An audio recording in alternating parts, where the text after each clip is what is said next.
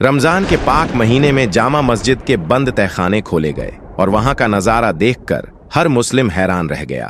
क्या था उस तहखाने में जो इतने सालों से छुपा हुआ था? क्या वहां कोई रहस्य था जिसे अब तक दुनिया से छुपाया गया था? इस रहस्य को देखकर हर दिल में एक गहरी श्रद्धा जागी। क्या यह रमजान का महीना खुदा की ओर से एक खास इशारा था? क्या ये पल हमें अपने धर्म और आस्था को फिर से समझने की ओर एक कदम और बढ़ाते हैं? इस रहस्य ने सभी को यह सोचने पर मजबूर कर दिया कि कभी कभी सबसे बड़ी धार्मिक सच्चाई हमारे सामने छुपी होती है। जानने के लिए इस वीडियो को अंत तक देखें और इस रहस्यमयी कहानी को जानने का मौका न चूकें।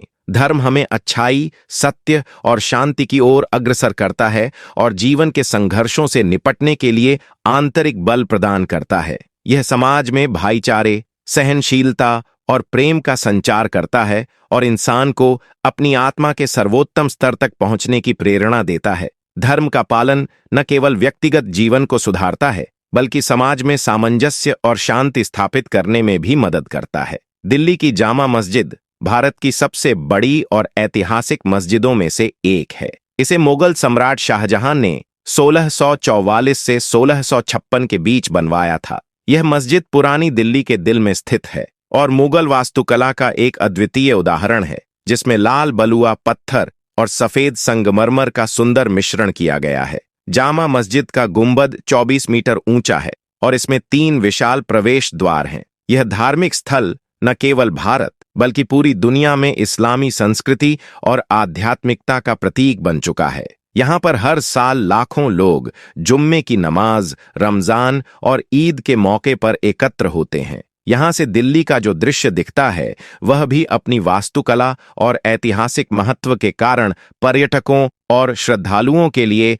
आकर्षण का केंद्र बनता है। जब मुगलों ने भारत पर आक्रमण किया, उनका मुख्य उद्देश्य हिंदू धर्म को नष्ट करना और हिंदुओं को मुस्लिम धर्म अपनाने के लिए मजबूर करना था। वे इसमें काफी हद तक सफल भी हुए, क्योंकि कई लोग अपनी जान बचाने के लिए इस्लाम धर्म अपनाने पर विवश हुए। लेकिन भारतीय इतिहास के महान नायक जैसे वीर शिवाजी और महाराणा प्रताप ने अपने साहस और वीरता से हमारी संस्कृति और धर्म की रक्षा की। मुगलों को जब यह एहसास हुआ कि हिंदू धर्म की असली ताकत हमारे मंदिरों में है, तो उन्होंने कई मंदिरों को ध्वस्त करना शुरू कर दिया। औरंगजेब, बाबर और मोहम्मद गजनबी जैसे आक्रमणकारियों ने भारत में सैकड़ों मंदिरों को तोड़ा और सनातन धर्म की मूर्तियों को खंडित किया। ऐसा कहा जाता है कि अधिकतर मस्जिदों का निर्माण पहले के मंदिरों को तोड़कर ही किया गया था। हाल ही में जामा मस्जिद से जुड़ी एक घटना सामने आई है, जो इस विषय को लेकर एक नया सबूत प्रदान करती है।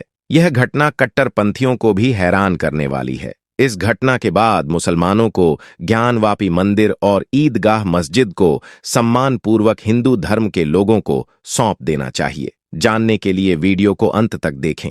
दोस्तों, रमजान का पाक महीना चल रहा है, जिसे इस्लाम धर्म में बहुत पवित्र माना जाता है। इस महीने में सभी मुस्लिम रोजा रखते हैं और जो एकता दिखाते हैं वह वाकई काबिल ए तारीफ होती है, क्योंकि हर मुसलमान रोजा जरूर रखता है।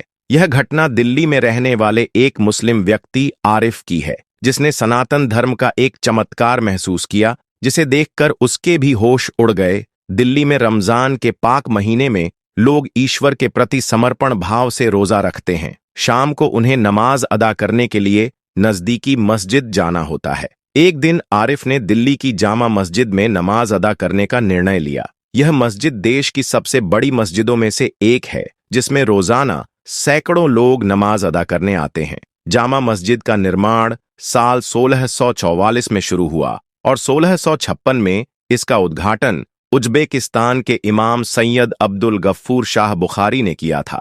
मुगल सम्राट शाहजहां ने इसे बनवाया और इसके निर्माण में 5000 से ज्यादा मजदूरों ने काम किया था। उस समय इसे बनाने में करीब 10 लाख रुपए खर्च हुए थे। इस मस्जिद में 3 बड़े दरवाजे हैं और 40 मीटर ऊंची 2 मीनारें हैं। इसके बरामदे में करीब 25,000 लोग एक साथ नमाज अदा कर सकते हैं। जब शाम के समय आरिफ ने जामा मस्जिद के अंदर अपने मुसलमान भाइयों के साथ नमाज अदा की, तो उसे वहां पर बड़ी शांति का अनुभव हुआ। तभी जब सभी मुस्लिम नमाज अदा करके अपना रोजा खोलने के लिए अपने घर जा रहे थे, तब आरिफ की नजर जामा मस्जिद के तहखाने पर पड़ी। वह काफी पौराणिक लग रहा था। लेकिन चौंकाने वाली बात यह थी कि उस तहखाने की कुंडी के ऊपर स्वास्तिक का निशान बना हुआ था। जब उसने उसे खोलकर देखा तो अंदर बहुत गहराई थी। वह सीढ़ी के माध्यम से उसके अंदर गया और अपने मोबाइल की टॉर्च से अंदर का सारा नजारा देखा। सामने जो दिखाई दिया उसे देखकर वह भी हैरान रह गया, क्योंकि जामा मस्जिद के तहखाने में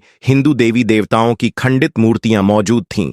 आरिफ फिर से तहखाने से बाहर आया और उसने इस बारे में मौलाना से चर्चा करी, लेकिन किसी ने भी उसके साथ स्पष्ट बात करने से मना कर दिया। इसके बाद पुनः अपने घर लौट आया और इस बारे में अपने परिवार वालों के साथ चर्चा की, लेकिन सबका यही कहना था कि इसका संबंध इतिहास से हो सकता है, और परिवार वालों ने भी इस बात को नजरअंदाज कर दिया। लेकिन आरिफ को यह बात मन ही मन बहुत ज्यादा परेशान कर रही थी। आखिर उस मस्जिद के तहखाने में खंडित मूर्तियां क्या कर रही थीं?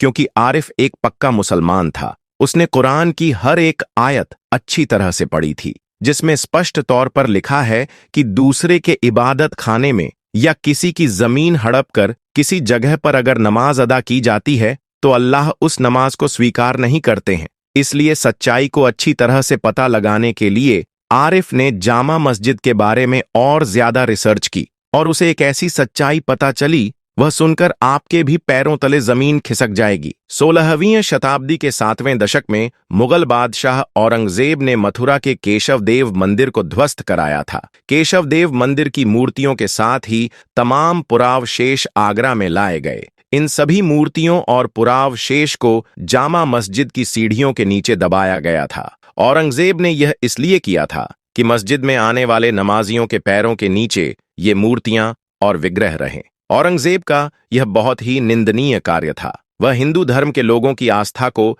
ठेस पहुंचाना चाहता था और उनके देवी देवताओं का अपमान कर रहा था। आरिफ को यह बात बुरी लगी, लेकिन वह समझ चुका था कि जामा मस्जिद का निर्माण एक मुस्लिम व्यक्ति ने ही किया है, जिस वजह से वहां नमाज अदा की जा सकती है। लेकिन इस्लाम कहता है कि किसी धर्म का अपमान करके की गई इबादत ईश्वर स्वीकार नहीं करते। इसके बाद आरिफ ने यह सख्त फैसला लिया कि वह अब से कभी भी जामा मस्जिद में नमाज अदा नहीं करेगा, क्योंकि यह उसकी आस्था और विश्वास के खिलाफ था। लेकिन दोस्तों, विडंबना यह है कि आज भी हजारों मुस्लिम जामा मस्जिद की उसी सीढ़ियों से गुजरते हैं जिन सीढ़ियों के नीचे केशव देव जी की मूर्तियां आज भी मौजूद हैं। यह एक गंभीर सवाल उठाता है कि क्या हिंदू समाज पूरी तरह से सोया हुआ है, या फिर इस तरह के बड़े सबूत होने के बावजूद इस घटना पर कोई ठोस कार्रवाई नहीं की गई है। अक्सर आवाज तो उठाई जाती है, लेकिन कहीं न कहीं वह सुनवाई के रूप में पूरी नहीं होती।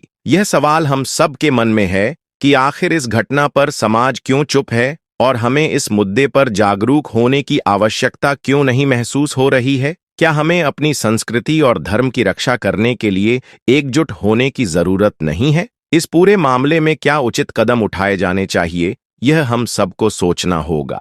इस पूरी घटना के बाद हमें यही समझ आता है कि सनातन धर्म ही सत्य है, और यह धर्म न केवल हमारे इतिहास का हिस्सा है, बल्कि यह आज भी जीवन के हर पहलू में व्याप्त है। चाहे कहीं भी खुदाई की जाए या कहीं भी जांच की जाए, सनातन धर्म के अंश और उसके प्रमाण हमेशा सामने आते हैं। सनातन धर्म की नींव इतनी मजबूत और गहरी है कि इसके सबूत हर स्थान और समय में पाए जाते हैं। इसके सिद्धांत न केवल हमें आध्यात्मिक दिशा दिखाते हैं, बल्कि यह हमारे आचार विचार और जीवन शैली को भी मार्गदर्शन प्रदान करते हैं। यह धर्म हमें जीवन के सही मार्ग पर चलने के लिए प्रेरित करता है और सच्चाई, प्रेम और धैर्य को अपने जीवन में उतारने का संदेश देता है। इस घटना ने हमें यह और भी गहरे से समझने का मौका दिया कि सनातन धर्म कितना अद्भुत और चिरकालिक है। अब हम आपसे जानना चाहते हैं, इस पूरी घटना पर आपके क्या विचार हैं? क्या आपको भी लगता है कि सनातन धर्म की सच्चाई अब और भी स्पष्ट हो गई है? कृपया नीचे कमेंट बॉक्स में अपने विचार साझा करें। यदि आपको यह वीडियो पसंद आई हो तो इसे लाइक करें और हमारे चैनल को सब्सक्राइब करके बेल आइकन को दबाएं, ताकि आप हमारे आने वाले सभी वीडियो सबसे पहले देख सकें। अभी के लिए आप सभी को हर हर महादेव।